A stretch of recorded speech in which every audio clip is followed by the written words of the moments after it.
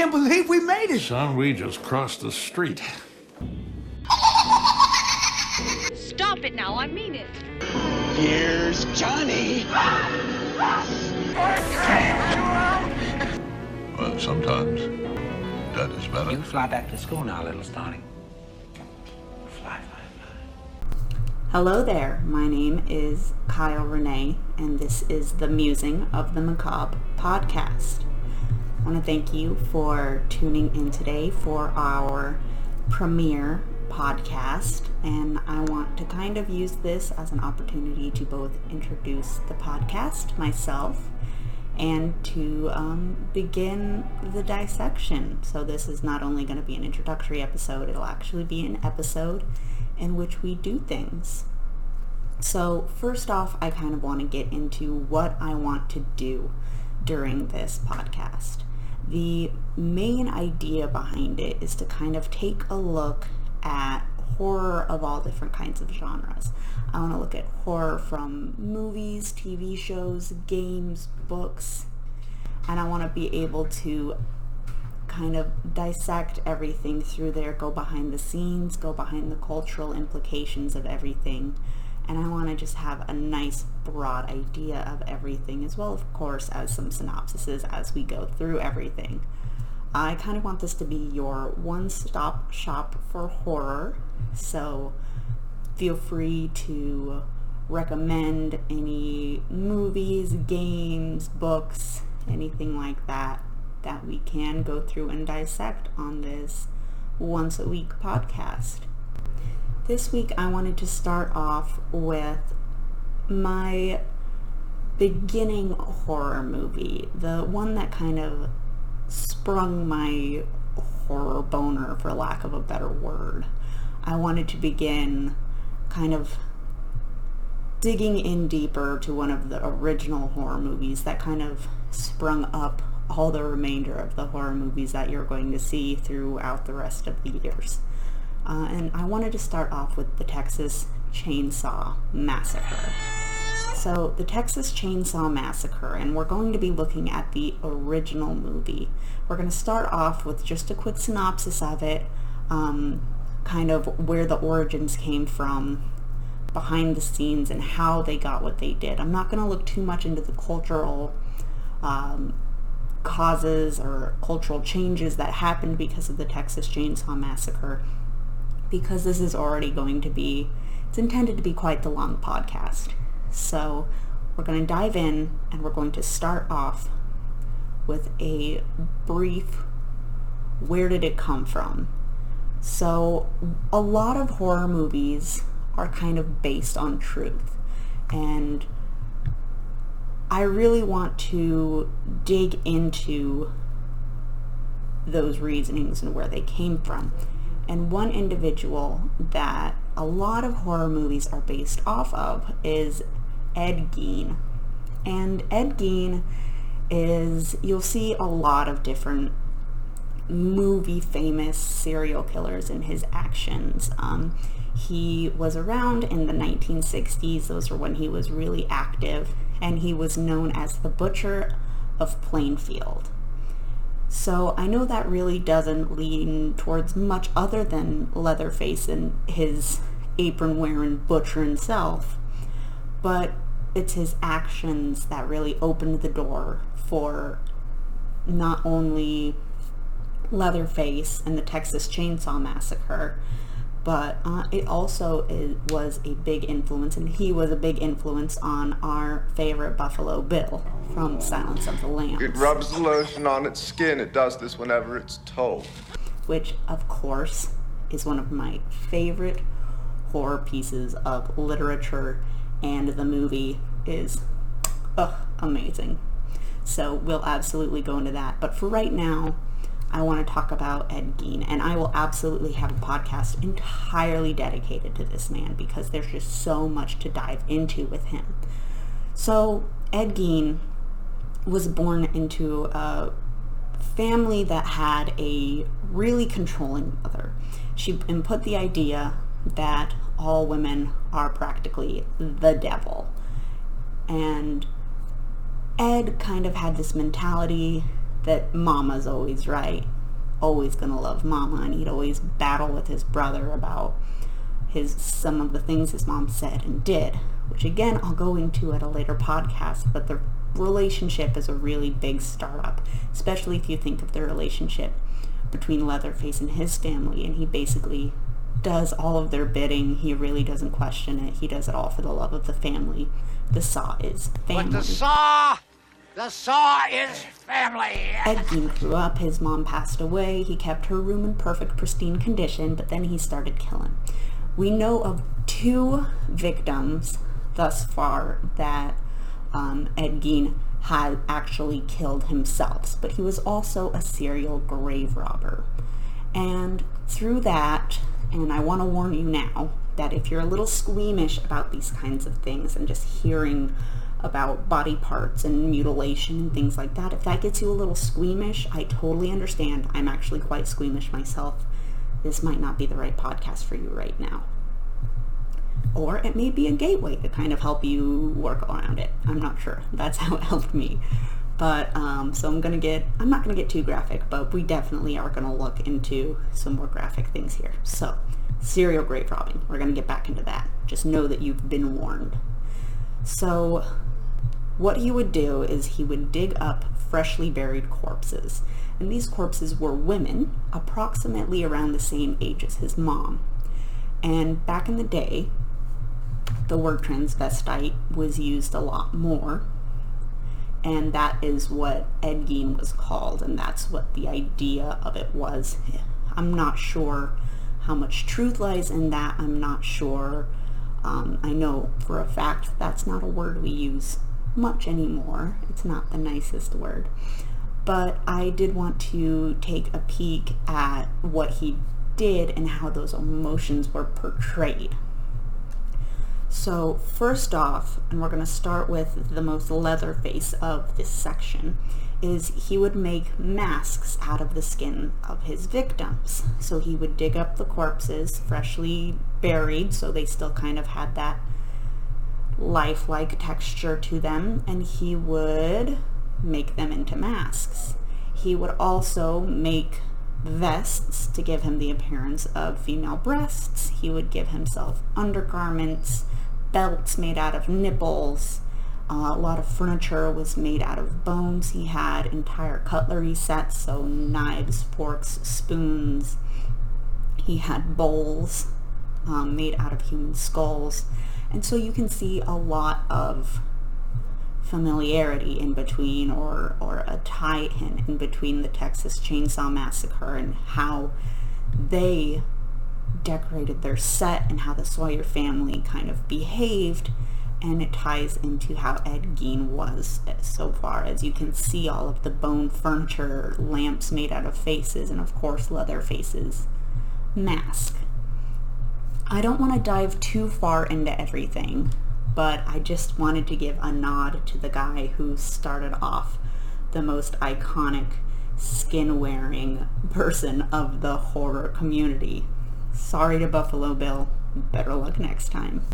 Now, for those of you that aren't familiar with the Texas Chainsaw Massacre, I want to give a little bit of a synopsis. This is also for people that maybe haven't checked it out in a while, or it's been on the back of your DVD shelf for a hot minute. I just kind of want to go bit by bit, pretty speedily, to just give the general idea, so when I reference specific scenes in the future, you know what I'm referring to and you're not totally in the dark. So I'm going to start off with the beginning narration done by John Larroquet. And I just kind of want to read a little portion of the beginning here. And it's not a super long screen crawl that they have going on, but it really sets up the tone of the entire movie.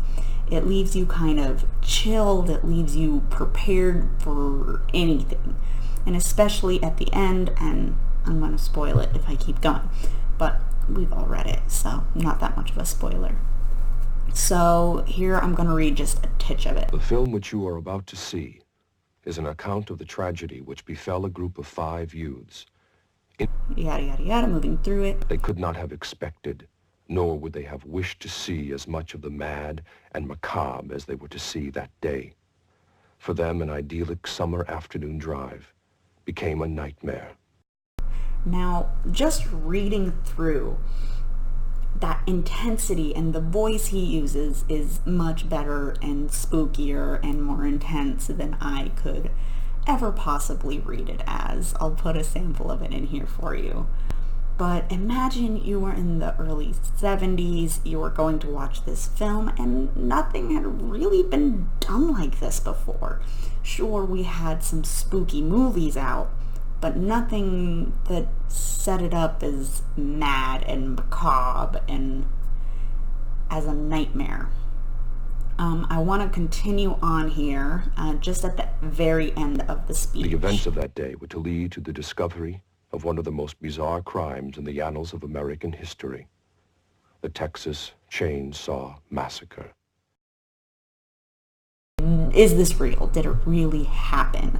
And that's kind of the idea that Tobe Hooper, the director and one of the writers of the movie, really wanted to instill in his viewers. He wanted them to be kind of unsure whether or not this was based on something that actually happened. They wanted this kind of air of mystery to be tied into it. So we want to go through and so we've seen the screen crawl. It kind of lets us know what we're going in for, and we should be expecting something kind of dark and macabre in the beginning. We get an establishing shot of the date saying that it's going to be taking place in 1973, and then we get those beautiful sounds that we get, those little distorted metallic camera clicks. We get some amazing kind of crime scene-like pictures to even kind of more push in the fact, did this actually happen, or the curiosity of, is this an actual crime scene? Did this happen? What's going on? We get a long shot of a decaying corpse, and it's pulled through a graveyard where a radio broadcast is saying that there has been a recent string of grave robbings, which I have no doubt is another nod to Mr. Ed Gein right there and his antics. And then our title card leads into a shot of an armadillo laying on the side of the road, which we will definitely talk about later. And we get into a van that is filled with Sally, our final girl, sorry for the spoiler, Jerry, Sally's brother Franklin, who is wheelchair bound. We've got Kirk and Kirk's girlfriend Pam. And it's decided that they're driving down to make sure that Sally and Franklin's grandfather's grave hasn't been robbed or destroyed or anything like that, and then they're going to go to the family house. So they establish everything's good at the grave, and then they happen upon a hitchhiker who is going down the road, and they pick him up, because that's just what you did when you were a hippie, and it was the 70s, and we want to share love to everybody, so let's pick up this creepy, greasy hitchhiker. Let's do it. So they pick him up, and he starts going on about how his family's been in the meat industry, and he's pulling out pictures and showing all sorts of printed pictures that he has, and then he grabs Franklin's pocket knife, and just this dramatic, gruesome shot just cuts open his palm, and it is just sporadic and spontaneous and gruesome and grimy, and he looks dirty, and it's just so beautifully done and so perfectly bloody. It's not over exaggerated, it's not over the top, it's just amazing. And you can see kind of a parallel with the later Texas Chainsaw Massacre, and that was one of the coolest scenes of the movie. And in the reboot, that is the scene where, spoiler alert if you haven't seen it, the girl hitchhiker shoots herself in the head, and we get that amazing shot. Just the parallels there is amazing, and I love both of those shots. So going back in it, he takes a picture of Franklin, and then Franklin refuses to buy it, although he's trying to sell it to him. Says it's a really good picture, but Franklin's like, nah, dude, you're being weird. So he grabs Franklin's arm, uses a straight razor, and cuts it open, and then finally he gets kicked out of the van. I feel like it would have taken a little bit less for me to kick him out of the van, but you know, stranger danger. I guess 70s didn't really care about that. Alright, so the van starts to drive away, and the hitchhiker is spitting at it and rubbing his blood along the side of the van. And they get to a gas station later. Gas station barbecue joint type thing. They can't get any gas, so they decide to drive on. They go to the family house, pretty low on gas. And we get poor Franklin, who isn't able to go explore the house because he's stuck downstairs and can't get up. And we get just a beautiful moment that makes us just really sad for poor Franklin here. Just such a sympathetic character. Come on, Franklin. It's gonna be a fun trip.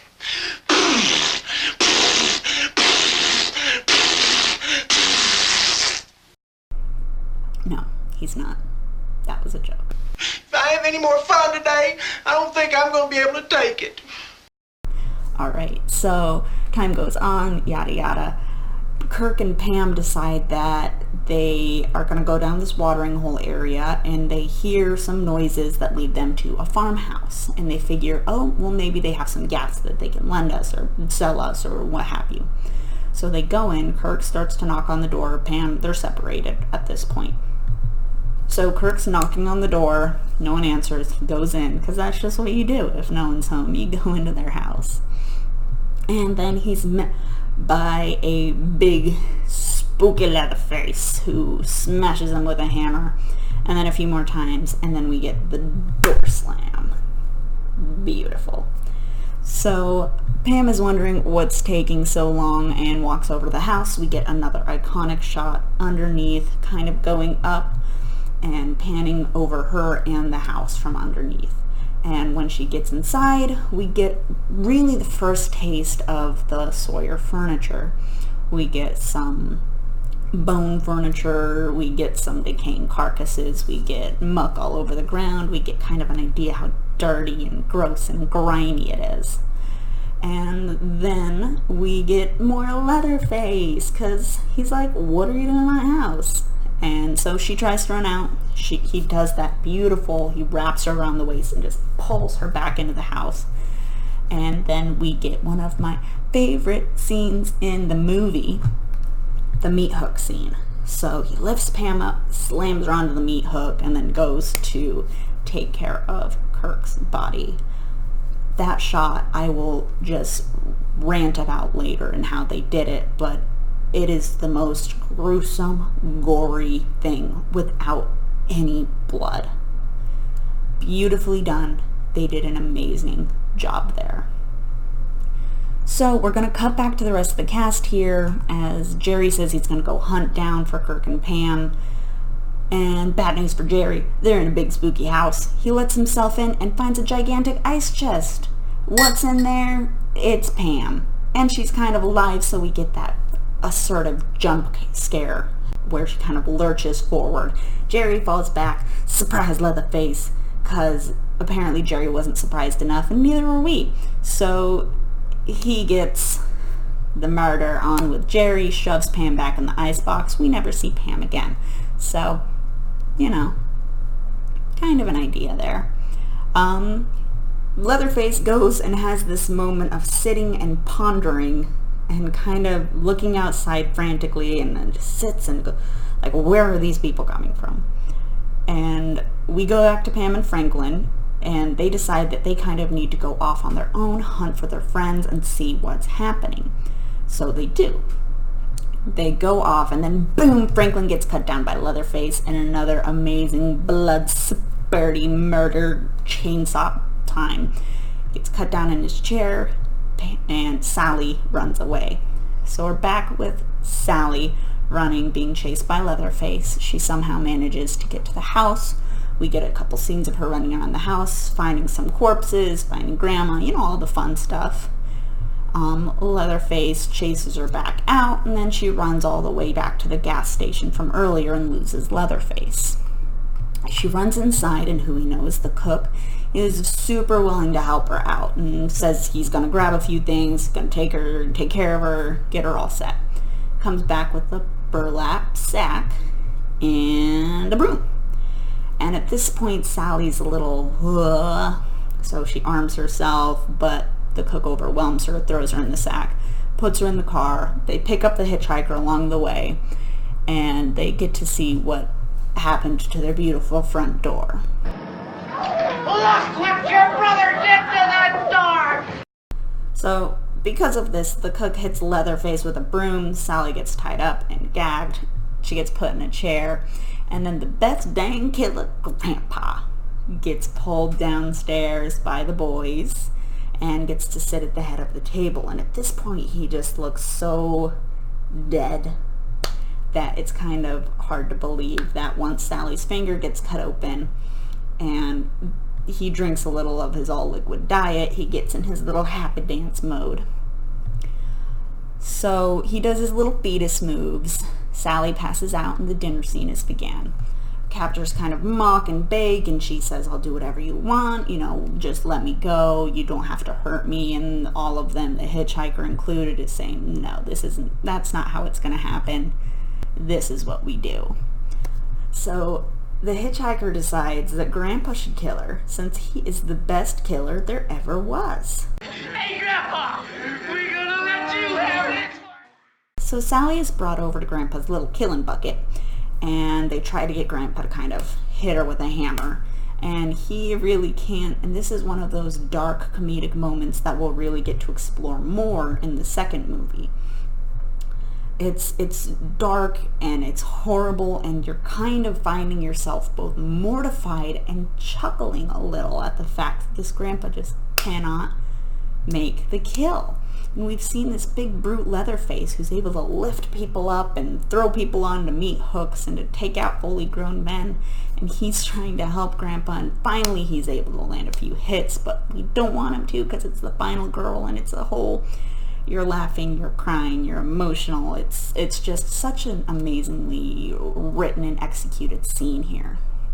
So they land a few things, but Sally is able to escape. She jumps out a window, runs into the street, and is chased down by the hitchhiker and Leatherface, who are good at doing the killing. The hitchhiker cuts her up a little bit, but she is saved by an oncoming truck that strikes him down. So the hitchhiker is dead. Sally gets into the truck along with the truck driver, but instead of driving away, the truck driver grabs a wrench and they run out the other side of the truck. At this point, Leatherface is caught up. He gets hit with the wrench, goes down, and does that beautiful sawing into his own leg bit. We never see the truck driver again, but we do see Sally running off into the distance, hopping into a truck, and just absolutely laughing, crying, wondering what just happened, absolutely mortified. And that is the end of the movie, where we zoom out on Leatherface trying to chase her down and then doing his little dance. So that is the end of our synopsis for the Texas Chainsaw Massacre. And I absolutely adore this movie. I'm really glad it was so detailed and perfect for the time that it came out in. I hope you could hear how invested I am in this movie just in the tone of my voice. But I want to kind of go into how they did this beautiful film. I kind of want to dive into the behind the scenes, discuss the treatment of some of the actors, the stunts, and really just tear this thing apart. This movie was written by Tobe Hooper and Kim Henkel, and they were from Texas, and they really wanted to give it this, is it a documentary? Is it real? What's happening? Where are these people coming from? Did these people really exist? They wanted to give it that kind of atmosphere and that kind of real aesthetic throughout everything. And they had that experience under their belt to work with too. Tobe mostly did documentaries before this and kind of artsy films. they wrote this kind of bare bones script that they wanted to leave a lot up to opportunity and the talent of their actors and crew to just kind of mesh together this amazing Texas Chainsaw Massacre baby. And that's exactly what happened. One of the most successful hands that carved this entire world out, that made it feel so real, was Robert, or Bob as I'm going to refer to him, A. Burns. And he was the art director. He created the beautiful set. He did a lot of the costuming designs as well. And the first specific example of ad-libbing that I really want to look at is that armadillo. I told you I'd bring it back up, and here it is.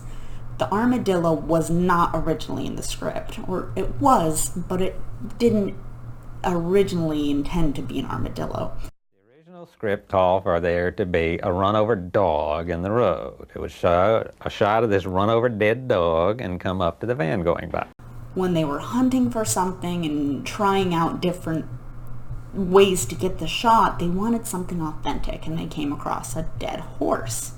Now, obviously they didn't use a dead horse in the shot, but that's because no one could get close enough. The thing was so big and stunk so bad they couldn't move it, they couldn't shoot it where it was, and it smelled horrible. No one really wanted to deal with it. So that opportunity missed. They found an armadillo that had been the victim of roadkill. They'd just been hit by a car, so I took it home and got a book about how to do taxidermy, and I taxidermied this armadillo just for the hell of it. Taxidermied the armadillo and brought it back just to have it pulverized again to look like roadkill. The shot turned out beautifully. It really gives us that we're in the desert Texas atmosphere. So that was one of the initial instances that they didn't have to spend a lot of money getting a fancy fake armadillo. They just let nature take its course. And I really want to take more of an opportunity here to talk about Bob Burns' amazing set direction. And that's kind of the perfect segue from going from him learning how to taxidermy an armadillo to just the insane amount of steps he took to make sure that the set was as perfect as possible. Now, I'm not just discussing the amazing location, little farmhouse that they found in order to shoot in. I'm talking about the internals of the home, the amazing furniture that is kind of scattered around the house. I always have to fix my hair. So I want to look at how they did that. So they needed to find a cost-effective way to maintain all of these big bones and to gather all of them. So the animal carcasses and furniture hanging and wall hangings that were there were actually carcasses, and for the most part real bones. There was even a spattering of human bones throughout the entire set that they had come across. And Toby made a comment how every night that they were working on the set, Bob would practically go home with some bones and come back with another piece of art the next day. So they had hunted around farms for dead cows and skeletons of other animals that farmers had left behind. They made a comment about how back in that day, originally, the government would pay farmers to take the dead animals off of their hands. They would turn them into fertilizer. After a while, they stopped paying, and after a while, they started charging. Farmers weren't really having that. They didn't want to pay that fee just for someone to come get their dead animals. So they started trudging out to a corner of the farm and leaving them there and let nature kind of do its thing with the bodies. So this was the perfect opportunity for Bob and Toby to kind of go hunting for whatever they needed. They would scour around farms until they could find the perfect bones for whatever they needed. They took what they did and made them into art. There was just so many local farms and everything was going to decompose anyways. So Bob would take them, return home, and bring back these absolutely amazing set pieces like futons, chairs, wall hangings. I can't imagine it smelled too pleasant, and we'll kind of get a double whammy of that later, but As I said, they added in that spattering of human bones and the set was almost complete. The only thing left was to do the skin. And a lot of the most iconic pieces are based off of skin. We see that amazing lamp above the table. We see Leatherface's mask. And Bob really wanted to create something perfect for this. He wanted to find something with the right coloring, texture, that would behave and react kind of similarly to how human skin would react. So he used a mix of liquid latex and fiberglass insulation, and it was perfect. He was able to color it just right. He was able to cast people's faces so that it was realistic, and later down the line they were able to use that technique, and for someone that got hit in the head with the hammer, when their face was used, they would be able to add stitching and detailing to where that person was killed, so that continuity happened. When someone died one way, their face mask was going to replicate that later. He was able to stitch it up and put wiring through it so it would maintain this shape and this body. And I think that is absolutely amazing. And they used cast and crew for all of the faces. It's just mind-boggling, and it really paved the way for a successful film. I even want to look at a considerably smaller role here with Grandpa. They had a specific way they wanted it done. So we recruited W.E. Barnes, who was a local plastic surgeon and had no real film experience and really wouldn't have any film experience after that either. And he applied prosthetics to a ridiculously young John Dugan. And Grandpa, for the beginning of the film, we just assume is a dead body. And as he's being carried, we really don't see that hint of life. But once Sally's finger gets cut open, Grandpa gets a little taste. That 124-year-old Grandpa is wiggling around and alive again, almost. A lot of that was the set direction that Tobe Hooper wanted. He wanted someone so old that they were almost a fetus. He wanted really a fetus look and newborn baby actions. He asked John, have you ever seen a newborn baby nursing? That's what I want you to do. And that's what John did. And although the dancing seems a little goofy, it really did bring that point along, and it did solidify that he's so old, he's a baby. The other part that made the film so successful was the casting of it, and I'm going to take the acting of John as the grandpa as kind of a jumping off point for this topic. There isn't a ton of information on the casting process, but there is a few little interesting nuggets. Tobe and the other casting directors really already had an idea of how they wanted the film and who they wanted in it. The first person I really want to look into is Edwin Neal, and he played the hitchhiker. And he actually totally accidentally stumbled into this role. It was him and his friend, and I believe they were students at the time, and they came into the casting role and really didn't have any idea what was going on, but were actors, so they grabbed a script, and Tobe asked, "Can you be weird?" And Edwin's friend said, "Yeah, he can be weird." And he looked at me and he said, took his little cigar out, said, "Can you be weird?" I said, "Weird is what I do." And my friend said, "Oh, yeah, he gives good weird." So they said, "Okay, get up and be weird."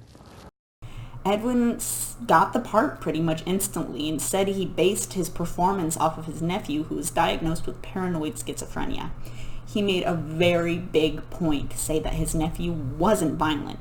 That was totally the character, but the behaviors, the way he spoke, the actions that he did, the movements he did, that's where he gathered that from his nephew. And I think that's an important point to make.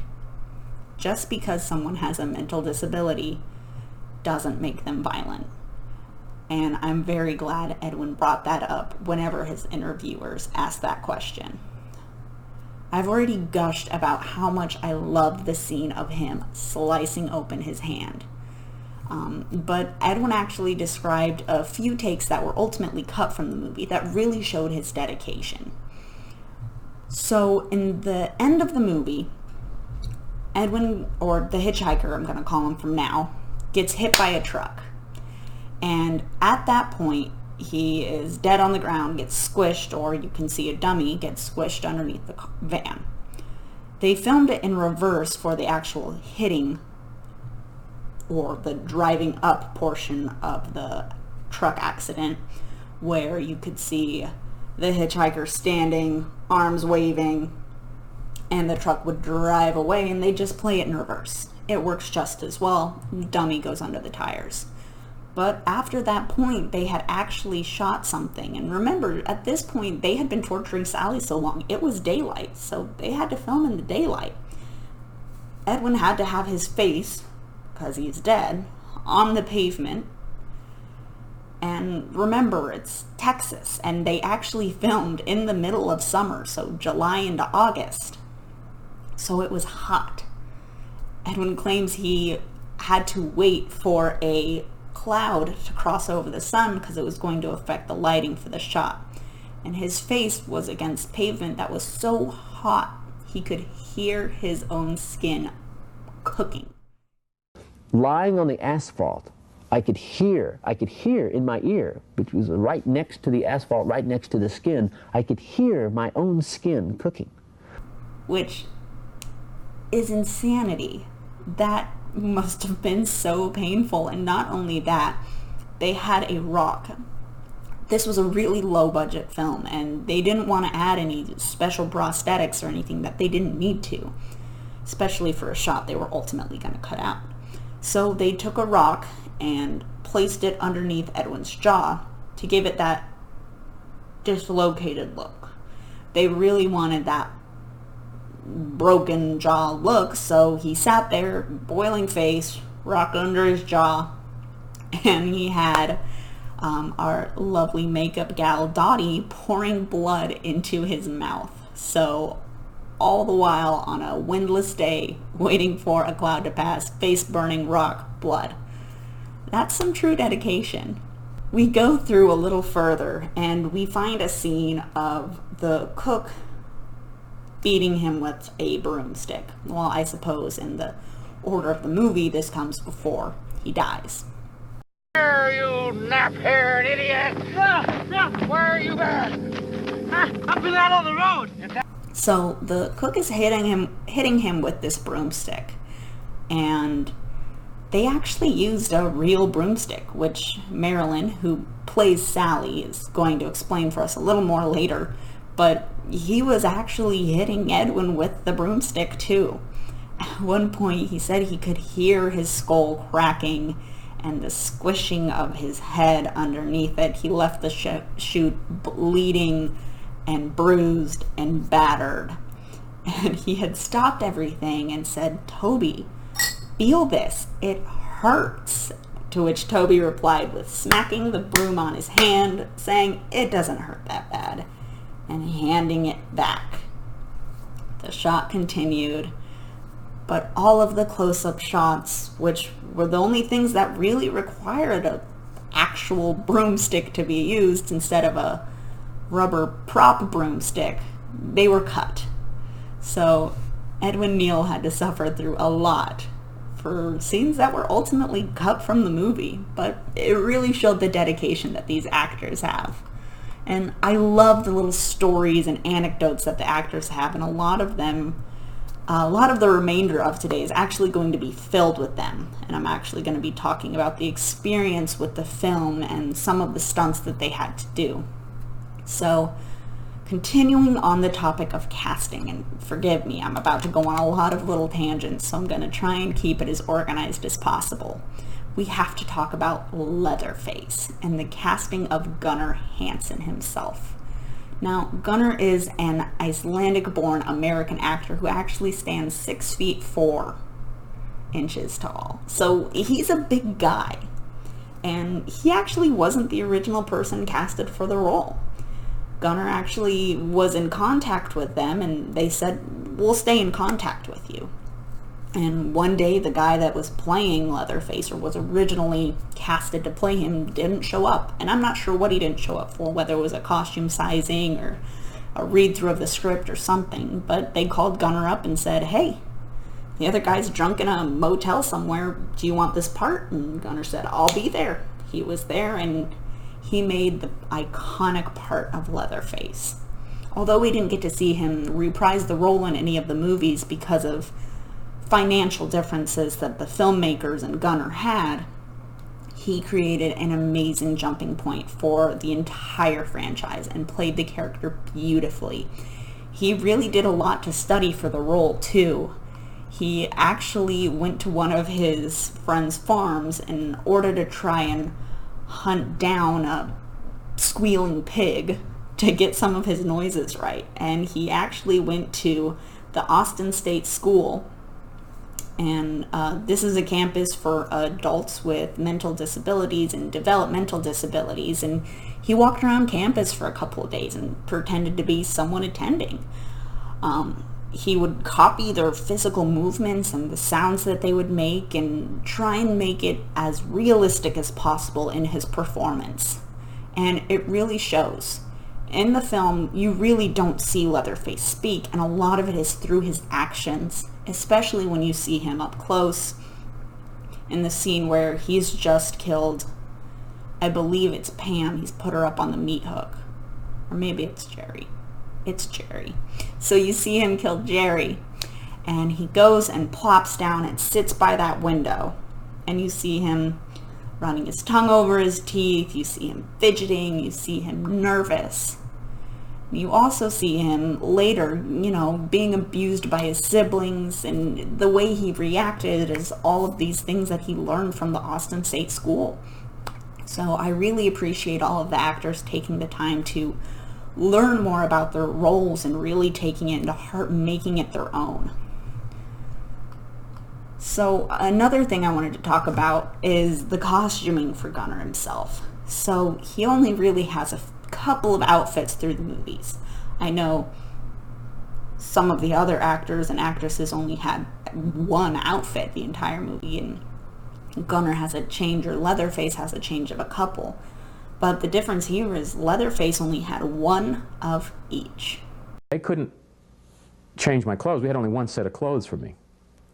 And the shirt had been run through a washing machine with some dye to get it the right color for the film. So we couldn't even wash my shirt because we were afraid, or they were afraid, that the color would change.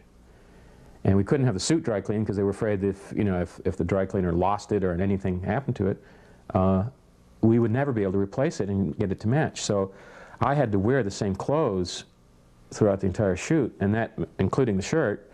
And at that point, we're 3.5 weeks into the shooting, and I know that there was more than one person who did not like to sit next to me when we had dinner because, I think I was pretty right myself. It made the acting of the other characters being really disgusted by him a little more believable. And another cute fun fact here is they actually didn't show the other actors Gunnar in the full costume as Leatherface until it was time to shoot with them. So when Kirk first sees Leatherface, gets hit in the head with the hammer and absolutely is surprised, you see that when Jerry gets Leatherface jumping out at him and is absolutely mortified, it actually happened. It added to the fear, and I'm sure the stink helped a little bit too. But the fear and the stink aside, Gunnar was actually really pleasant to work with. He would check in on his coworkers really frequently, ask if they were okay if he felt he hit a little too hard. And he said the hardest part of playing Leatherface was that afterwards, people thought he was a brute. Whenever someone would meet him in person, they always assumed he was a big, mean guy, and he really wasn't. This is one of those older movies that had to rely on pretty much entirely practical effects. And it came from the minds of Bob Burns and Tobe Hooper to absolutely pull everything together. They came up with such creative ways to do all of these stunts that it's amazing. And I know it caused a lot of the harm to the actors, but it turned out well.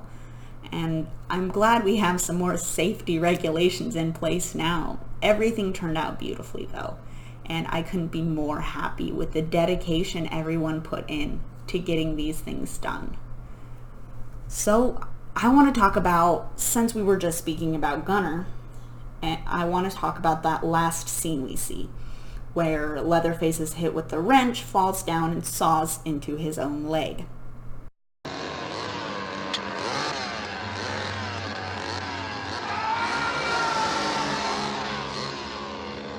So, how do you do that without some kind of computer or a fake leg? Well, you saw into the leg. And not entirely into his own flesh.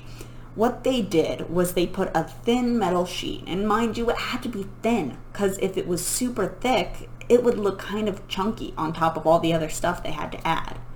They added a stake on top of the metal sheet that they used to protect him, and they added a pack of blood. Originally, what they were going to do is they were going to take the teeth off of the chainsaw, saw into his leg, and a cast member was going to do it. But Gunnar did not trust them to do it, so without the teeth, he sawed into his leg. But without the teeth, the chainsaw couldn't even get through his pant leg. So they relented and had to add the chainsaw teeth. They added the teeth and sawed into his leg, and the yelp you hear is pretty much what happened. When we shot it, the saw cut very quickly through the cloth, the blood bag, the meat, and hit the metal sheath and burned through it. It heated up the metal sheath and burned me. And for a quick instant, I thought I had been hit with the chainsaw, and I let out a yelp and pulled the saw away and grabbed the spot because I thought I'd been cut, and looked down as this spurt of blood comes up through the bag, through my fingers from the blood bag, and it was all quite real, and it worked very well.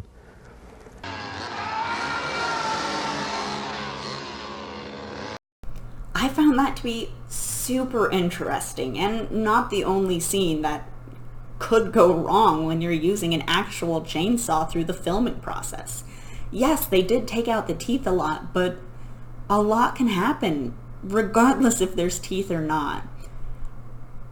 Another shot that happened was when Gunnar is chasing Sally through the forest. So we have Leatherface running at full speed, Sally running at full speed, and Leatherface is swinging around this chainsaw. Gunnar Hansen stands at 6 feet 4 inches tall, as I said before, but they wanted him to be even taller.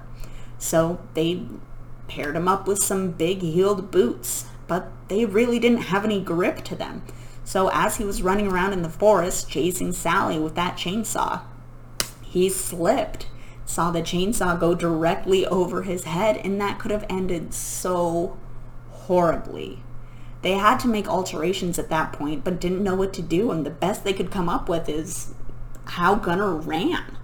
If you watch Leatherface running and turning specifically, turning is what got him into the most trouble, is you see the jerkiness of his body and how distinct all of the movements are, and that was totally just for the sake of making sure he didn't fall again. It added such a nice depth to the character and his movements, but it was pretty much accidental and just accident avoidance at that time. Unfortunately, Gunnar wasn't the only person that had to deal with whirring chainsaws near their head. If you remember, Kirk has to actually get dismembered in the shot once Pam has been propped up on the meat hook. And William Vale, our Kirk's actor, remembered having the chainsaw whirring right next to his head where he had to pretend to be dead. So, just to put it in perspective, someone's lying there on the table, back flat against it, holding their breath, and just trusting this other person that they're not going to saw straight into his face on accident or chop off his ear. He said he could feel the heat of it and all of the wood chips flying at his face from the table. It's this scene that I want to stick into for our next stunt, and you cannot talk about a Texas Chainsaw Massacre stunt without discussing that meat hook.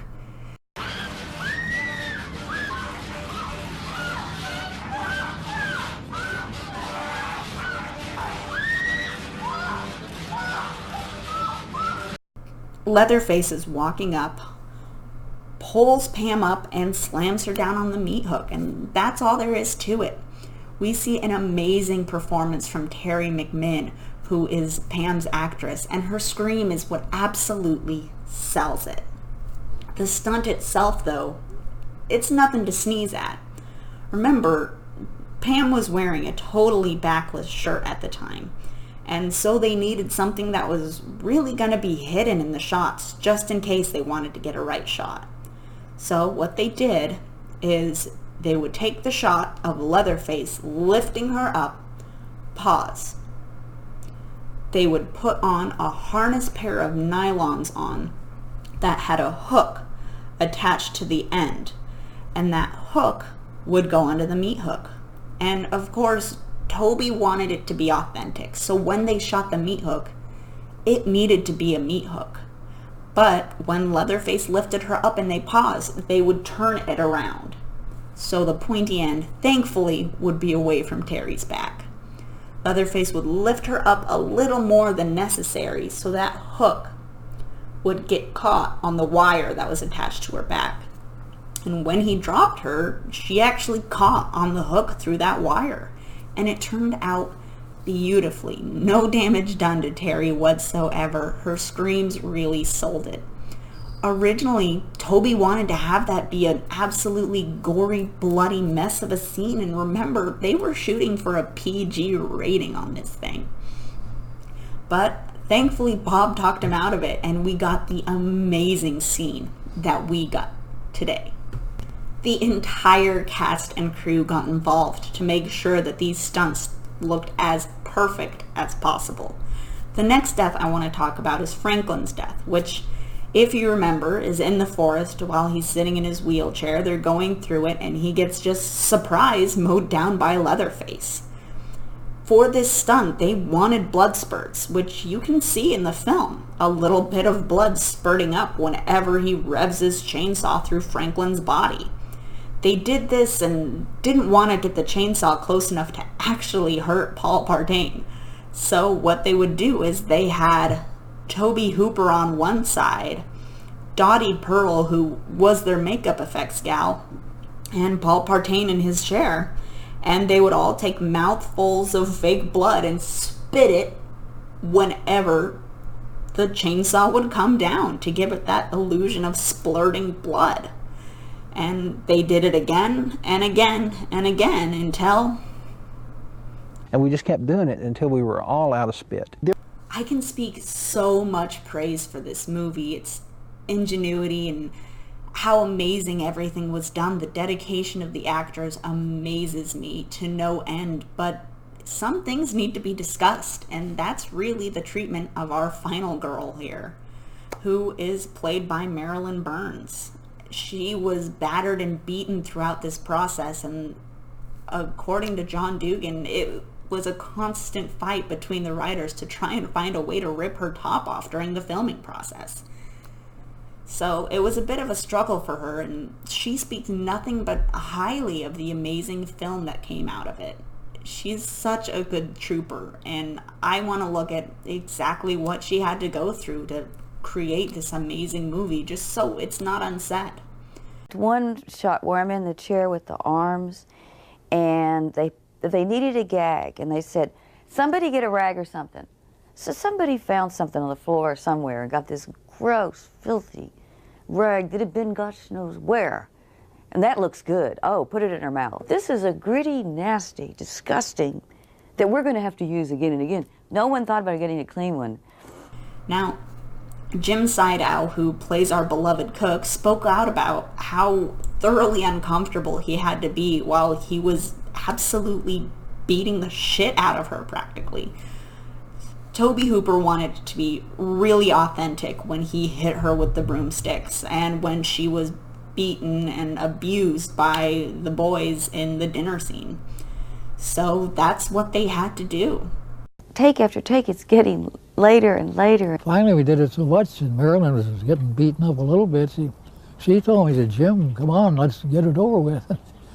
About the 8th time, I finally was catching on to it, and I really lacing it to her, and they said it was a take, you know. Boy, old Marilyn, she was keeled over.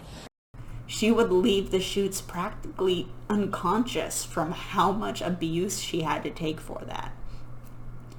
And remember, she was also in a burlap sack for a portion of it, which, one, is not comfortable, and Toby wouldn't take just voiceovers. So she had to be in the sack getting constantly beaten by a broomstick. At one point, she had her wrists tied to another pair of hands, and she would get burns and cuts from the ropes, and she was gagged. I can't believe how much she dealt with, but it really turned out amazing because of everything. I just wish they had come up with a few more solutions to keep her more safe. It blows my mind that they would suffer through everything that they did, and she was so dedicated to getting these good shots that she would put herself in that much harm. Now, at the beginning of the ending sequence, this is the funny part. She jumps out of a window, but Toby didn't want her to jump out of it in fear she would get hurt, which I think is more in fear she would hurt herself more before they could finish filming, because throughout the filming process she was having to get her makeup covered by Dottie because she would have normal black eyes, cuts, and bruises, and needed to have them covered up for scenes that she didn't have them. So Toby didn't want her to get hurt, and she had to jump out of a window. So he had the stunt gal jump out a window and had Marilyn jump from 8 or 10 feet in the air, and that ultimately hurt her worse than if she were to just jump out the window. She said she hurt her ankle and just continued to shoot on it. They wrapped that day and apparently had to call her back to do a ton of reshoots. So once she thought she was done, she got roped right back in. So when I was crazy at the end of the movie, laughing hysterically, that was not acting. That was me having to go back and do this one more time. We can't finish off without discussing the dinner scene. It has happened in pretty much every Texas Chainsaw Massacre movie that has come after this and is a staple of the entire series. The dinner scene that involves Grandpa getting his liquid diet, Sally getting hit over the head with the hammer, and everyone really being a good old jolly happy family. It had to be all shot in one day. They were losing Jim's side out, so they had to knock it out. And they really took advantage of that one day. There's rumors as to whether or not it was 24 or anywhere up till 36 hours worth of straight filming. But regardless, it sounds like hell. They filmed in day and night, no breaks really, in the middle of that Texan heat, with all the stage lamps and all of the bodies in a very small room for a very long amount of time. I never did get ill physically, where a lot of people did. They run outside, come back in. There was a moment during the film during the dinner scene, when I went out and threw up. A lot of people got sick from the heat and from the smells. Now, imagine a room full of full-grown men wearing full outfits, and John Dugan was wearing his full latex suit plus a suit, and so was Gunnar Hansen, who it was near the end of the filming process, and he had been wearing it for a full month, so they both smelled horrible. Remember, they were also using authentic carcasses and meats throughout the filming process, so those were lined on the tables. They had sauces pumped with formaldehyde to stop them from exploding. It was horrible and smelly. The meat would start rotting. The bones that were used as bone furniture started burning. And it smelled atrocious. People were getting sick left and right, so include the smell of vomit into there. Why not? It was well over 120 degrees according to Gunnar Hansen. And that is just so unnatural to be in. It's hot. It's disgusting, and apparently it made it really easy to hate each other and act like they hated each other throughout that filming process. A house that's totally has big black curtains over the windows to make sure no light was coming in at any time, whether we were shooting day or night, though we just kept going. That chicken started to rot.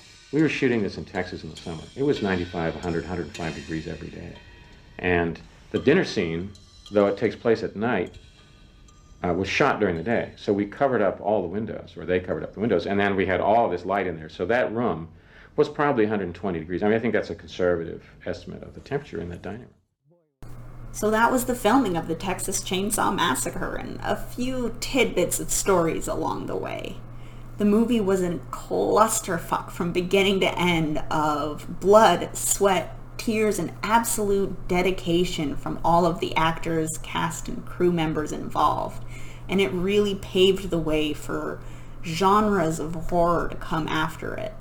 It started the new trend of some of the most famous horror movie villains we've seen and are familiar with today.